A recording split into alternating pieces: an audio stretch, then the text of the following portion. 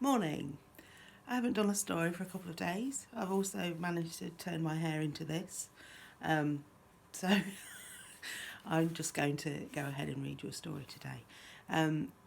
Not all my books are either politically based or have some deeper meaning.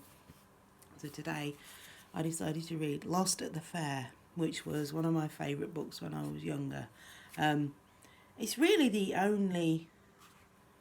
there's only a few books I really remember. I've got them in a pile here. Most of the books I remember. The other one's over here. So these are the three main books, small books, that I remember from being little. And there's The Girl Who Found Sixpence, which I might read another day. The Letter, which I might read again. And Lost at the Fair. They're the three that really spring to mind when I think about children's books. This one is in rhyme. It's a delightful story told in verse. So that's going to be an interesting read for me. Apparently the full page colour illustrations by A.J. McGregor reach a high standard of excellence. I find that an interesting thing to put in the front of a children's book. But this was from 1948. I think it's unlikely that this is a first edition, but there aren't any other dates in here, so that can't be right.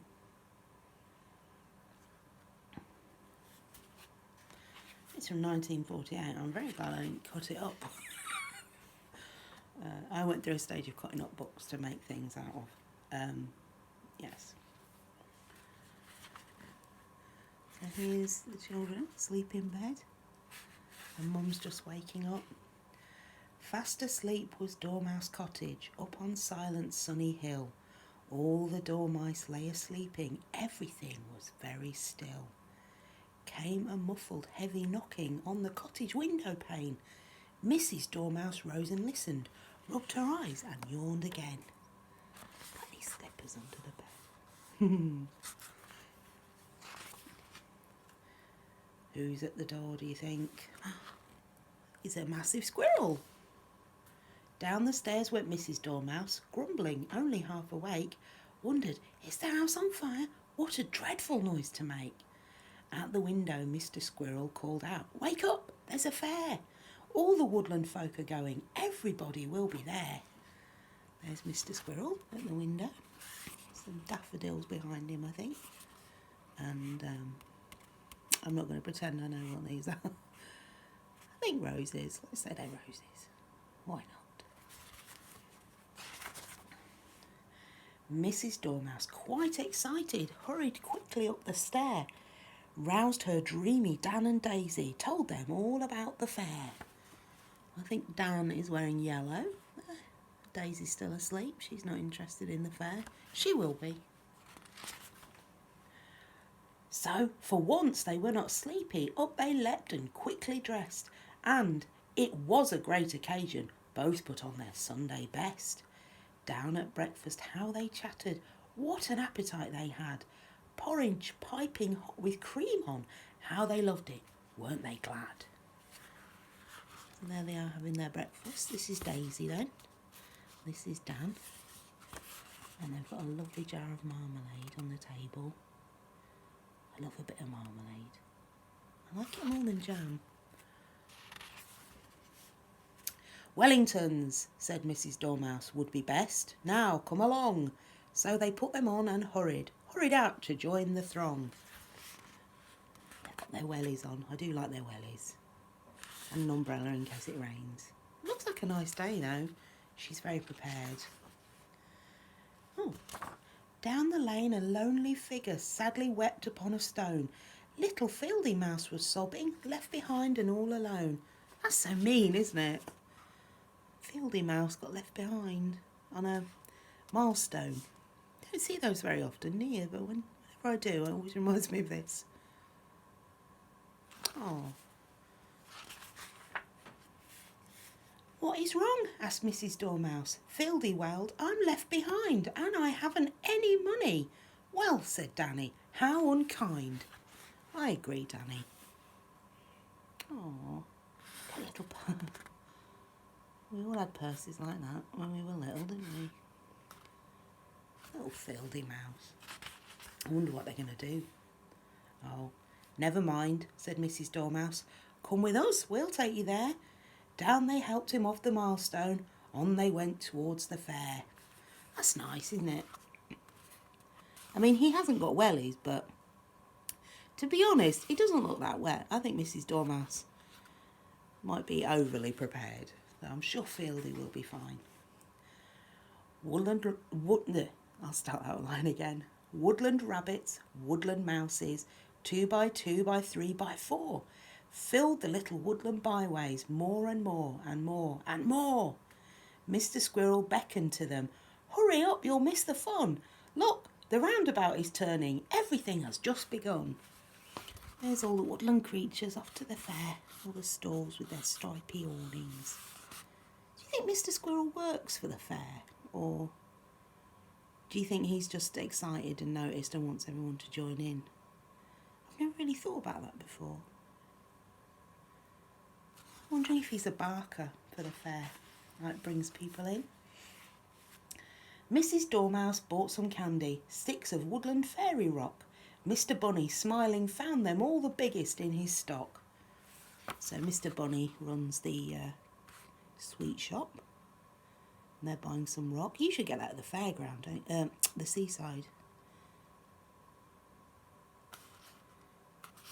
And there's bottles of jelly beans, maybe?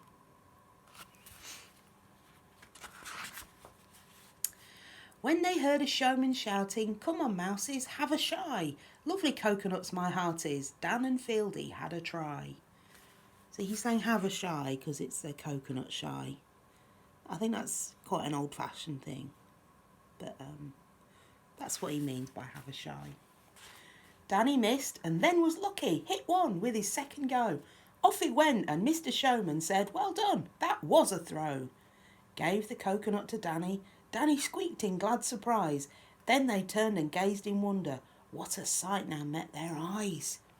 So he hit the coconut off and now he gets to take it home. I don't know if they still do that.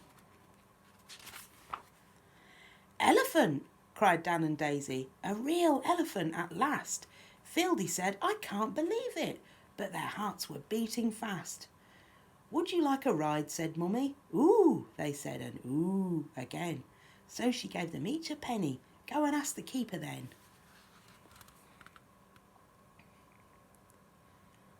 So the fact that animals riding an animal, I think is probably okay. I don't know whether an elephant ride in a fair in our country would be a good idea. But they are mice and, you know, they've got money.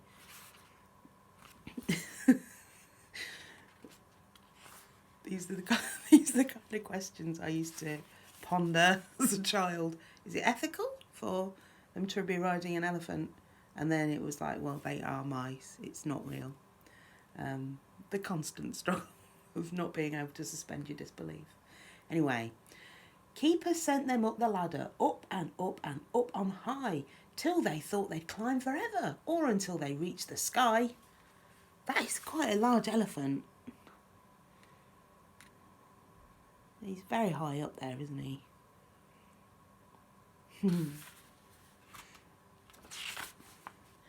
Mr. Elephant went walking, plonk, plonk, plonk, with lifted knees. Daisy was a little nervous. Dan saw acorns on the trees. Danny reached and pulled the acorns, but the branch was much too strong. On went Elephant unknowing, smiling as he rolled along. So he's reaching up to grab an acorn. Oh no, what do you think is going to happen? Because he's not let go of the branch, but the elephant's walking. And then down here we've got some, I think these are fuchsia. Is it fuchsia or fuchsia? Fuchsia. One of those two. I think that might be my southern accent a little. But alas, poor greedy Danny couldn't leave the tempting fare. Mr. Elephant kept walking and left poor Danny hanging there. We could see it coming. He was still holding on to the acorn. I do love his boots, though, in this picture.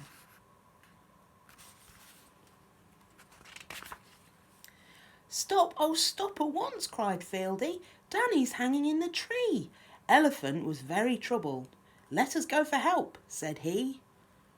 Oh, so the elephant can talk. I suppose if he didn't want to give people rides, he could say no. That's better, isn't it? And there's Danny hanging in the tree with a crow just looking on going, oh, mice. I like, though, that mice are riding an elephant, and usually in books, mice are scared of elephants are scared of mice. Mice are probably scared of elephants as well, but in this one, not at all. It is quite nice. Anyway, sorry. But a large and friendly blackbird heard poor Dan's unhappy wail, caught him just as he was falling, safely caught him by the tail. There he is, hanging by his tail. I mean, thank goodness that crow was there. So it's quite a long way up. Pulled him up into the oak tree, where he soon forgot his fright. Danny pointed out the fairground, which was nearly out of sight. There he is, showing him where he came from. I suppose if the elephant was just bumbling along, they would have got a long way. I will take you there, said Blackbird. Danny climbed between his wings. Off they flew across the woodland towards the roundabouts and swings. There they go, flying across the sky. What a lovely shiny blackbird, isn't it?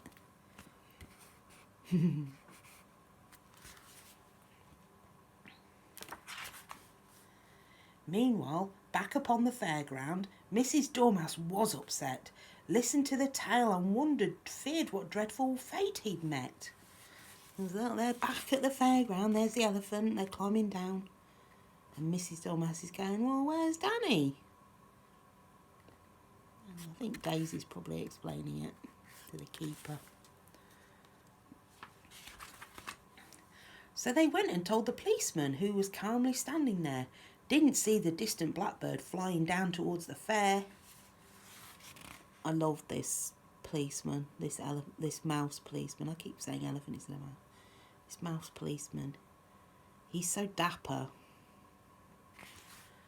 And I like how her bag's got the coconut and the rock in it still. It's a good job she took her umbrella, because she can poke the policeman with it and tell him to get on with it. On his back, the eager Danny told the blackbird where to land.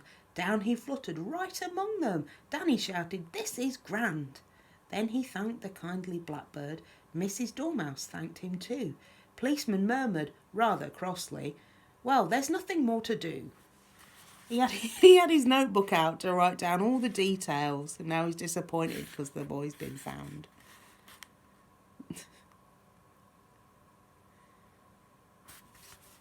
His tail sticking out. He should be happy they found him. He doesn't have to do anything. Off he went, and so did Blackbird. Dormice waved a last goodbye as he winged towards the woodland growing smaller in the sky. There they go, waving goodbye to the blackbird, who's back off to the woodland.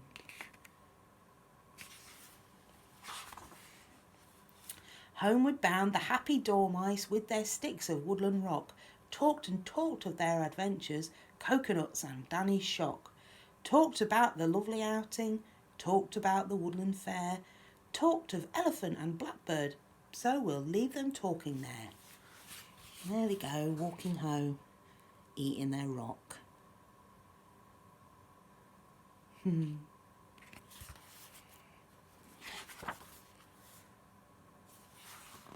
that's the end. Do you think they ate the coconut when they got home? Also, do you think there's a Mr. Dormouse? We don't meet him, do we? Which is quite nice. It's just mum and kids. It still humours me that they took an umbrella and wellies, because it showed no signs of raining. Anyway, that is Lost at the Fair. which is one of the series 401 from Ladybird. If you haven't heard of Ladybird books, you don't know what I mean by that. But there's a series of books. One of them is this one, but then there's Smoke and Fluff, which people seem to have heard of, and The Green Umbrella, and Five Little Kittens. So if you like this sort of whimsical illustration of animals, they're a good series to get. Okay, so well, since I last read a story, it's been a really, really odd week. I hope you're all staying indoors and not going out, unless it's absolutely necessary. I know I am. I had a cold about 3 weeks ago. I've not really been out since. I've just been here at home and only going out to post letters or get supplies if we need them, if I can't get them posted, which is why I ended up with this hair instead of what I normally have, because I didn't want to go to Boots to get my normal one, so I had to just buy what I could find online. So yeah, please don't go out unless you have to. Look after your neighbours though, keep an eye out, make sure, you know, that they're okay. I've got text numbers from some neighbours, so if I don't see them, I'm going to be texting and making sure they're alright. If you don't like using the telephone, then make sure you message family and friends who might be alone, or I've been messaging my dad, making sure that he doesn't go out because he's a very, very sociable man and I'm a bit worried about him down south going out and about and doing things for old people and instead of staying indoors, because that's the kind of person he is. So I've been texting him and making sure he's not going out. He told me he hasn't been. He said his freezer is full of food that he bought before it all started. So yeah, take care of each other, take care of yourself. Don't be too hard on yourself. If you're not learning 5 new languages or learning how to make banana bread, or I was feeling bad the other day because I'd never made a sourdough loaf. But you don't have to make sourdough to be a success during the coronavirus. Sorry, that sentence just made me laugh. Okay, right, well, I'll see you maybe tomorrow, maybe the day after, but in the meantime, please take care of yourself. Okay, bye-bye.